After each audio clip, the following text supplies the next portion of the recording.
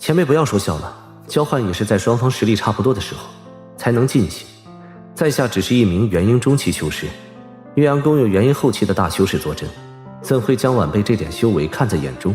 而且岳阳宫明显将2只浩洋鸟当成宗门的传承灵禽，更不会让我等摘取灵羽，导致此鸟修为大损。而我拿出交换的宝物价值太低，岳阳宫肯定看不进眼中，拿出的东西过于稀有，恐怕又会引起岳阳宫杀人夺宝之心。我一个外来散修，又在对方势力范围之内，岳阳宫可不用顾忌什么。我也没兴趣将自己的安危寄于对方的一念之间。若是有元婴后期的修为，我说不定真会照前辈之言试上一试。你说的也有理，不过你已经在山脉边缘处四处逗留了10余日了，难道就这样静待着那浩洋鸟自行飞出来不成？而且我看你的举动在找什么地方似的，到底打了什么鬼主意？没什么，只是在找合适的地方布置陷阱罢了。布陷阱？我就知道，你既然敢打岳阳宫主意，肯定有些鬼门道的，写出来听听。哼，等晚辈找到了合适的地方，前辈就会知道详情。倒是岳阳宫有一大一小2只浩洋鸟，哪一只更适合下手呢？这还用说吗？大的那只浩洋鸟听说有妖兽8级的修为，你觉得短时间内能收拾掉吗？这倒也是，要不是他们这种上古灵禽灵智开启极难，在人界根本无法化形成人，又怎会甘心受到岳阳宫的驱使？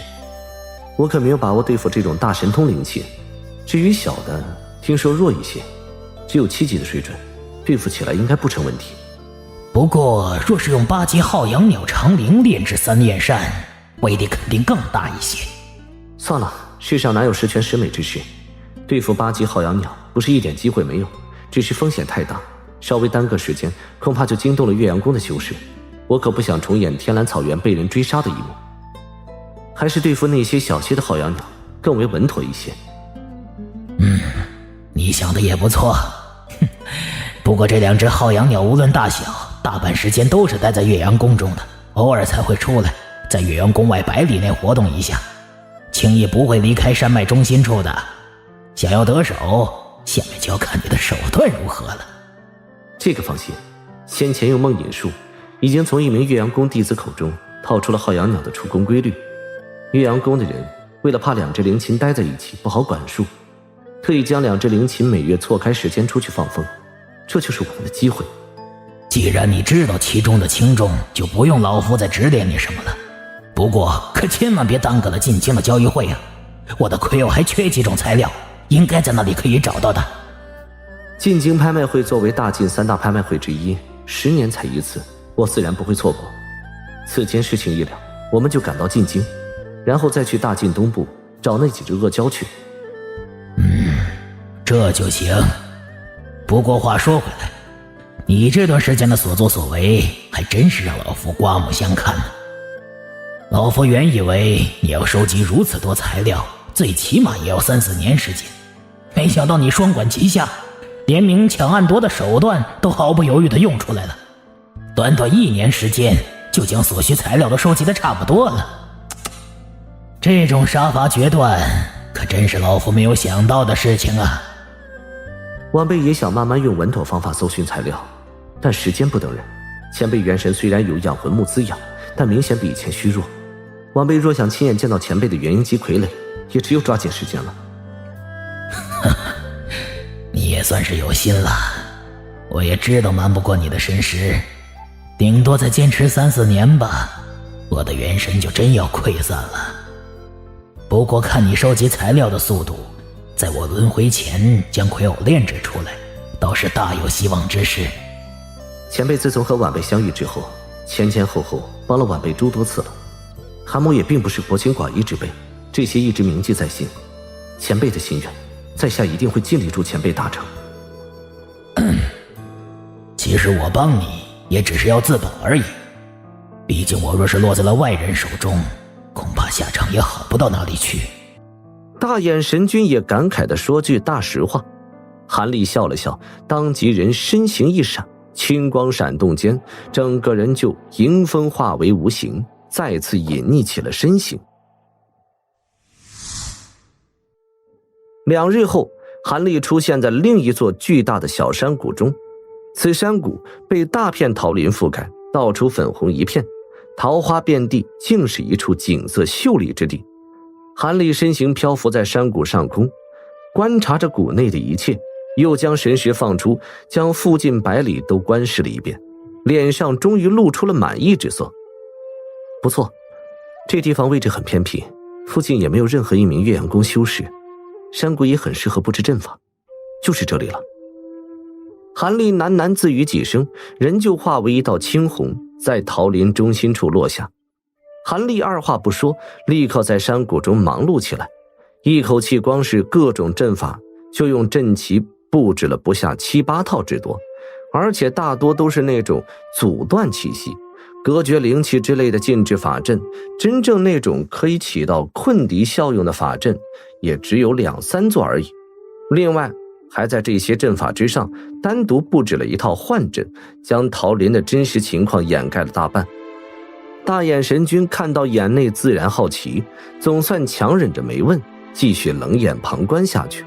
布置好了这一切后，韩立却没有马上行动，而是在桃林中心处盘膝坐下，入定起来。第3日傍晚时分，一直入定打坐的韩立终于睁开了双目。他抬手看了看黝黑的天空，手掌一翻，一块月光石出现在了手中，将此时往空中一抛，一片乳白色荧光洒下，将附近桃林映照的光明大放。韩立默不作声地起身，再摸出一块数尺大小的红珊瑚出来，往一棵桃树下一放，接着又掏出了一个玉盒，并打开了盒盖，露出了一株单茎13叶的寸许大灵草。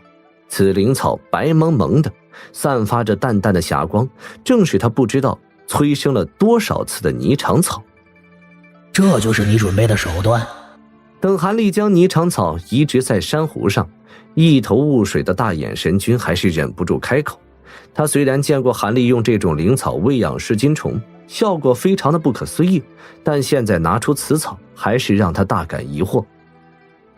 其实此草还有个别名，叫做诱妖草，不用再说什么，前辈应该明白晚辈的用意吧？诱妖草？难道你想……不错，6日后那只小的浩洋鸟被放出来透气时，到时，哼。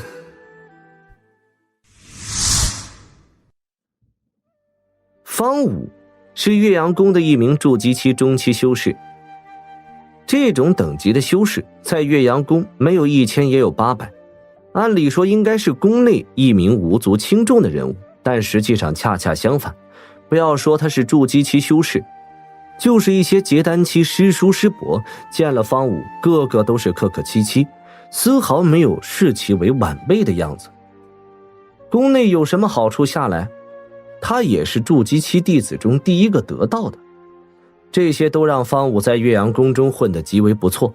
不过他心中得意之余，却知道带给这一切的只不过是担任的职司所致。他恰好是门内照看较小一只浩洋鸟中的修士，之所以会选中他，是因为他天生就有一些通晓禽类言语的特殊能力，别人无法代替，否则按照浩洋鸟的珍惜程度，怎也轮不到他来照看。毕竟所谓的照看，在一定程度上也可以驱使此灵禽，这自然是非同小可。他负责的灵禽修为较浅，也可以稳胜结丹后期的修士，直追元婴级的存在，这就难怪其他修士对方武大为的忌惮。专门照看灵禽已经有30余年，方武倒是一直顺手的很，唯一的麻烦就是无论修炼打坐，他都不得不和灵鸟整日的待在一起，甚至连让此灵禽出去透气自行飞动的极短半日时光，他都不得不中断自己的修炼，暗中远远追随，以防出了什么意外。不过对此方武倒是一点也不担心，10万里的天岳山脉全都是岳阳宫的控制范围，又会出什么事情？心中这样悠然想着，这一日方武跟着飞出了鸟舍的浩洋鸟，远远地跟在后面。这只浩洋鸟体型不算大，但丈许长的样子，其尾部有数根长翎占据一大半长度，远远看去，此鸟犹如一只火红的巨孔雀，但世上又有哪只孔雀会有这等火红艳丽的羽翎？灵禽明显有些兴奋，一出了岳阳宫禁制，就扇动着火红的翅膀，在空中不停地旋转飞舞，丝毫没有发现后面还跟着一个人。若是用普通的方法，方武自然瞒不过浩洋鸟的神识，但是在出来前，他就早已在身上贴了一张宫中特意为其炼制的脸息符，故而即使他修为低浅，仍然大可放心不被浩洋鸟发现。看着雌鸟如此高兴，口中发出清明的样子，方武会心一笑。和这灵禽相处久了，他自然明白浩洋鸟此刻正处于极度愉悦之中。看来今天外出一趟，可让雌鸟安安稳稳地待足了下半个月。就这样，浩洋鸟在岳阳宫上空不慌不忙地盘旋了好大一会儿，然后突然方向一变，开始向外围飞去。方武丝毫不以为意，按照雌鸟的习性，会围着岳阳宫在方圆100里范围上兜上一个大圈子，才会满意地飞回宫内，故而也从容地慢慢跟了上去。但是这一次，他随着雌鸟飞行了30余里地，意外却发生了。原本兴高采烈的浩洋鸟突然双翅一顿，接着口中鸣声一变，尖锐凄厉起来。后面的方武一听此鸟鸣，为之一怔，尚未明白怎么回事，就见浩洋鸟急展双翅，身上冒出了数尺长的赤红火焰，方向一变，破空而走。几个闪动后，就化为了一颗巨大火球，射出了数百余丈。这一幕让方武吃了一惊，随即吓得魂飞魄散。他醒悟过来后，急忙从身上掏出了一块玉牌，拼命地往其中注入灵力，口中同时发出一种类似鸟鸣的古怪叫声，想要将浩洋鸟召唤而回。但是远处火光中的浩洋鸟仿佛听到了召唤，但是身形略微迟疑一下，最终发出了几声更加聒噪的叫声，就头也不回从天边消失不见。方武见此，脸色瞬间苍白无比起来，直直地漂浮在空中，竟一时不知如何是好。但是片刻后，他想起了什么，豁然从储物袋中掏出了一张传音符，慌里慌张地对着符箓大声叫了几句，就不加思索将符箓往空中一抛，顿时化为一道火光，直冲岳阳宫方向激射而去。而他自己则一咬牙，紧握了一下手中玉牌，往浩洋鸟消失的方向玉气追了过去。不管是否真的能追到，他都不能在这里干等下去，否则被几位师祖遇见了，非得重罚不可。就在方武奋起急追，天岳山脉其他有灵兽的地方也同时一阵大乱。在山脉北部，几名岳阳宫低阶弟子正拼命用银丝勒住身下一头秃鹫般的巨大怪鸟，以强行控制这些低阶灵禽突然改变方向失控的举动。不一会儿，人人累得满头大汗，可身下灵禽仍是狂暴之极，拼命掉头向着某一方向冲去的样子。山脉边缘处的某一个隐秘树洞中，一名身着黄绿服饰犹如枯木般的蒙面修士，正用一只绿光闪闪的大手死死按住一只尺许长的乌黑蜘蛛。看着眼前妖兽一副龇牙咧嘴的暴怒样子，此人目中闪过惊疑不定的神色。南天峰岳阳宫一处被禁止遮掩的密殿中，一名身着紫袍的白发老妪用手抚摸着身前趴着的另一只浩洋鸟。此鸟看起来和方武的那只一模一样，只是体型稍大一些罢了。而老妪清楚地感应到手下灵禽从刚才开始就丝毫征兆没有，焦躁不安起来。要不是他接连施法强行安抚此灵禽，此鸟非得飞出密殿不可。